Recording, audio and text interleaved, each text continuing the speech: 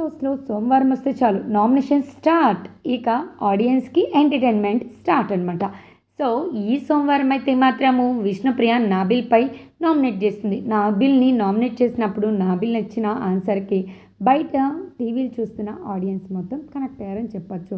మీ అందరూ తింటేనే నేను తింటాను. మీ అందరూ తిన్నాక మీ కడుపులు నిండాకే నేను తింటాను. లేకపోతే నేను బిగ్ బాస్ హౌస్ నుంచి వెళ్ళేంత వరకు కూడా తినకుండానే ఉంటాను అని నాబిల్ అన్న మాటకి బయటున్న ఆడియన్స్ అంతా కనెక్ట్ అయిపోయారని చెప్పొచ్చు.